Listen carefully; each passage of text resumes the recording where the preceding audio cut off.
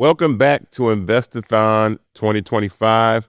We are joined now by the legend, the leader, Pastor Jamal Bryant. How are you doing, my guy? Man, I am super excited to be connected to you and to be connected to Fanbase and to be a part of an amazing moment in history for the culture. Thank you. I've been watching you probably for the past year put the Black community on your back. You're stepping up in a way that I think we needed as far as leadership.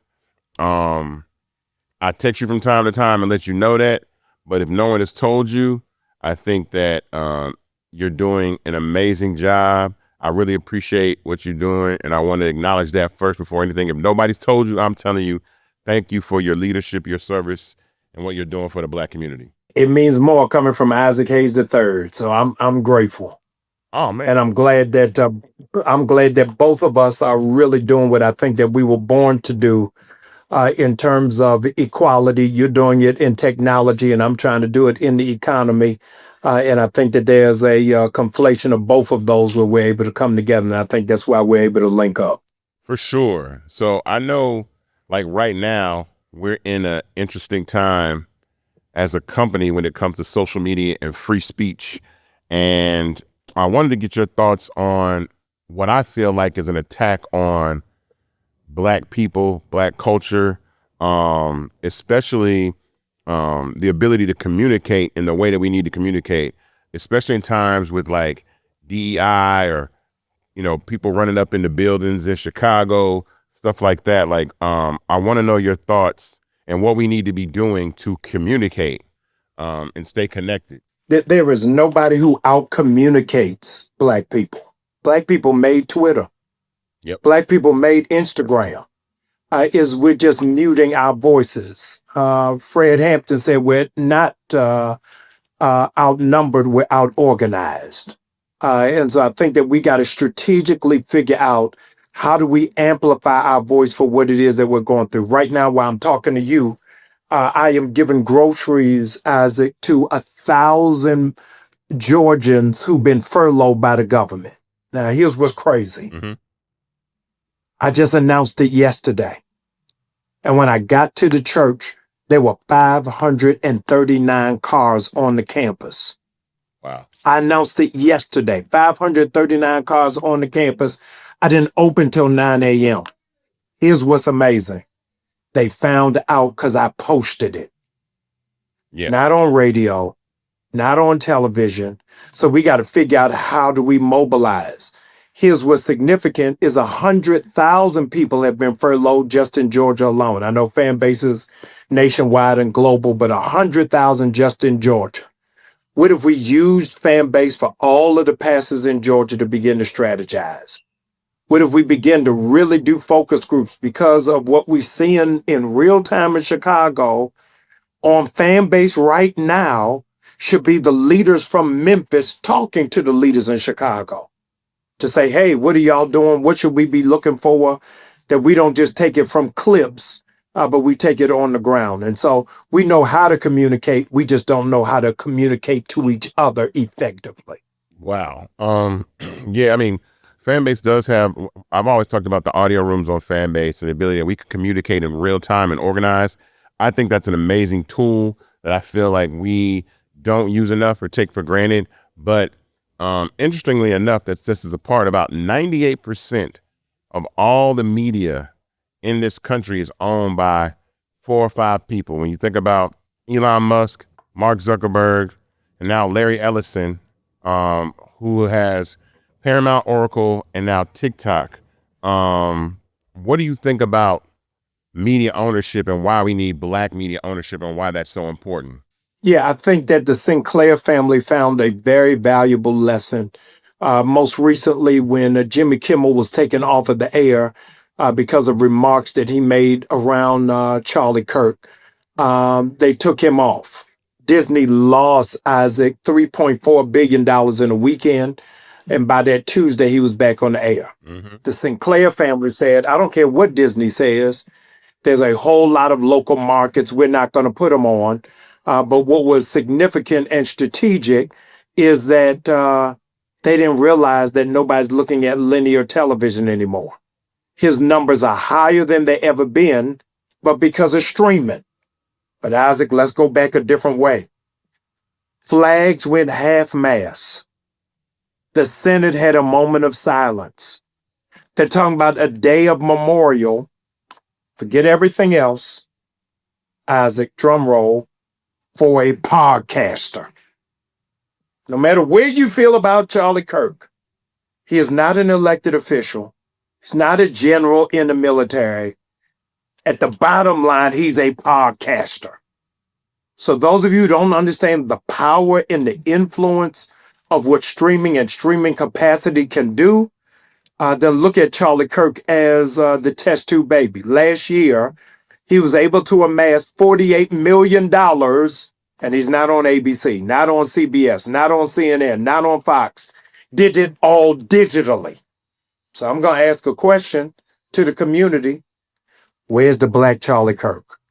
I'm not asking you where your politics are, whether you left or right, but that is talking about using a platform to our advantage, and from doing it online is how you got Turning Point.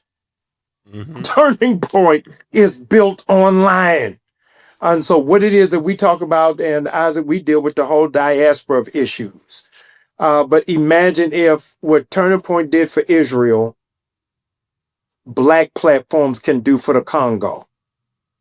Black platforms can raise it for Sudan. Black platforms can do it for what's happening in Haiti. Black platforms can do that for our brothers and sisters, Palestinians.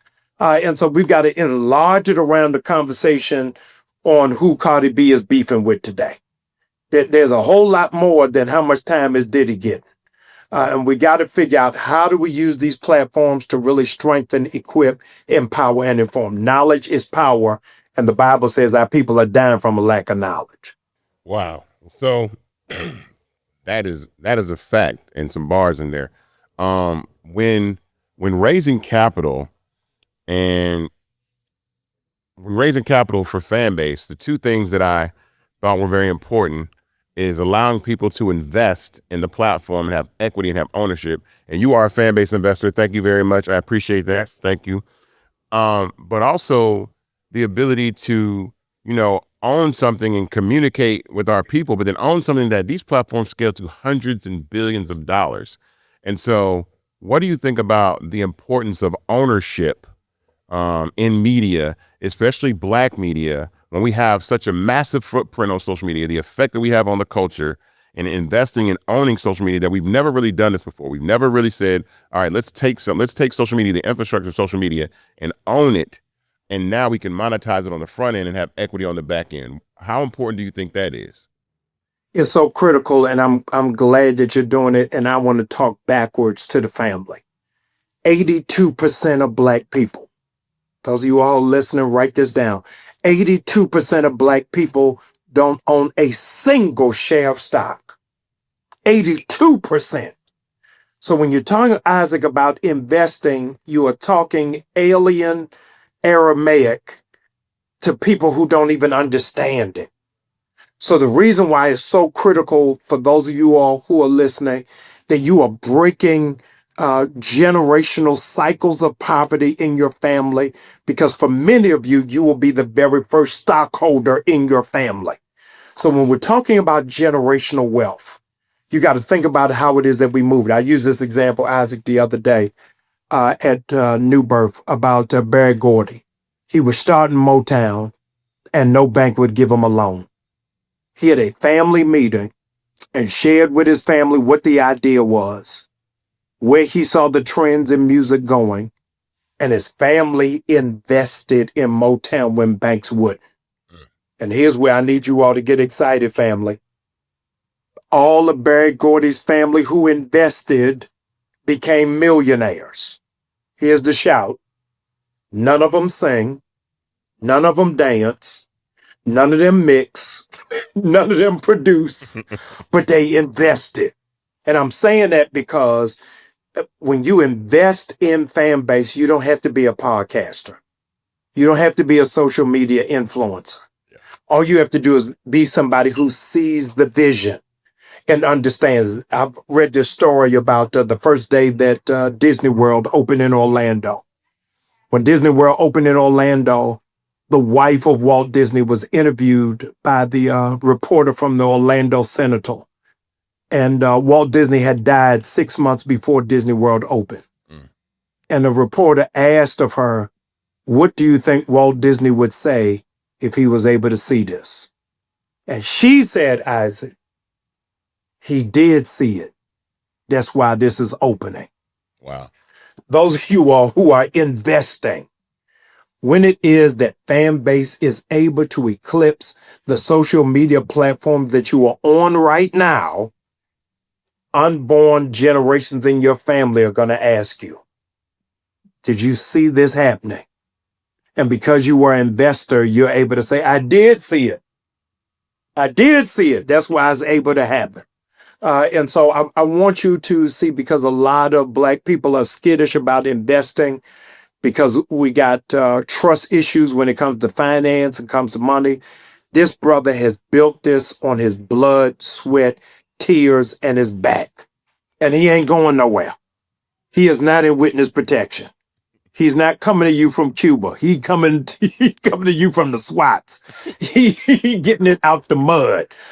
So this is a viable option and opportunity. This is what old Jewish people do. This isn't racist. This is a fact. Old Jewish people bought their children stock for Christmas. Yeah. How would you all's family life change if going into this house, because you already ain't supposed to be in Target no way. So what you gonna do with that money, y'all say? What y'all gonna do with that money? I want to challenge you, really. I want to challenge you to invest, but don't just invest for you, invest for your kids. Miles Monroe said the best ideas are in the cemetery because most people die with their idea. They never live to see them happen. I want to live to see Fanbase as a real commodity for the community that takes us to the next level. I'm affirmative in that. I claim that every single day. You know, that's why, you know what I'm saying, that's why we're here now. I've been working really, really hard on this. And, you know, I'm watching things right now with AI that are using the likeness and image of Black icons like Dr. King, like Michael Jackson, like Tupac. Yeah. And I'm like, yo, that's ownership and IP. Even in the world of AI, there's a value there that we all have digitally online, and we need to protect that. And I don't stand for that. You know, I mean, my father is an icon in his own right. I don't want people taking his image and his voice and making videos out of it without our permission and using that. That's highly questionable. What do you feel about that, and where do you think we're going with AI and protecting, you know, our culture? The dear brother Van Jones said a statement I disagree with. He said AI is the only opportunity Black people have for reparations. I don't think it's our only opportunity, but I do think it is an opportunity. This summer, Isaac, I shut down Vacation Bible School. Those of y'all that grew up in the church, Vacation Bible School, summer camp that church has for kids, I shut it down and said, these Black kids ain't going to be coloring Noah's Ark. They're going to be learning coding and robotics. And I brought in 175 kids to learn AI. It is the wave of the future. I read an article in Newsweek, y'all should go look it up, on Black people will be the most adversely impacted because of AI in service industry jobs. And so we've got to figure out, how do we train and how do we get a trade? This is a critical moment with, I don't even know how many people are furloughed by the government. But the other missing integer is how many Black people are going to be impacted because they got contractual jobs. And so when it is that you have AI, you're able to curate your own future and curate your own path. I was just outside, as I said a moment ago, giving out groceries to these families. And one of my staff said, we haven't seen this kind of number since the heart of the pandemic. And we are in a pandemic. 300,000 Black women have lost their jobs since April. We now in October. And the fastest group to get jobs is white men. Y'all, come on, you got to get up and shake yourself. We falling asleep at the wheel. Rip Van Winkle is back. But if we don't get aboard this AI train, I think that we're going to miss an amazing opportunity. What are we missing in our community about coming together and supporting each other? Because we can move. This is something that I'm gonna tell you that you might not have known, and you probably do know. After the election last year, when Trump won, 25 million people downloaded Blue Sky in 90 days. And from that period, it made the app worth $700 million in less than 90 days. And what are we missing as Black people to say, everybody Black in the country, that here's your voice, here's my voice, just go download Fanbase. But before you do, invest, and then watch the value of something that you invested in increase just by doing that, investing and downloading. I'm triggered because we were just talking about Disney. It took them 3 days. Yeah. I've been stomping the yard around Target around 7 months. And I still got rappers in there doing videos. Yeah. I still got influencers running down the aisle. And so disunity is killing more of us than crack cocaine did in the 80s. if we would just walk together, we would be able to really turn the tide. And this shouldn't even be an issue. Isaac, when we was growing up, it used to be the Lou Rawls Telethon for the United Negro College Fund. It used to be Labor Day weekend. 100%. Yeah. That's how we know a mind is a terrible thing to waste. Wasn't no memes back then. We knew it through a telethon. Yeah. So I'm hoping that this telethon will catch on wildfire and really move through it. And regrettably, we only come around each other in unity around crisis. Somebody got to die. Somebody got to get shot. Yeah. And I'm telling you, we're dying from a lack of knowledge. We're dying because we don't have skin in the game. And Fanbase begins to turn that tide for all of us. Wow. Well, I want to thank you for joining us this evening. I appreciate you as always. I got something we're going to do for you, because I think you have another town hall coming up, if I'm not mistaken, right? Yep. Okay, and we're going to air that. We're going to air that town hall as a watch party on Fanbase Live. So when is that? When is that town hall? Coming soon. Okay. Stand by. Okay. Stand by. We are trying to get some real stakeholders here. Mm-hmm. But right now, like our sister Jasmine Crockett can't leave the hill right now. But I need people like her at the table in order for this to happen. So as soon as the smoke and the fog lifts, then I'm coming back around the mountain. For sure. All right. Well, thank you for joining us again. I appreciate your service, what you do for our community. You are a true Black leader. This is what Black leadership looks like. And I want to thank you for joining us. And I'll talk to you soon. We in it together. Love you, brother. Thank you, sir. Thank you. Yes, sir.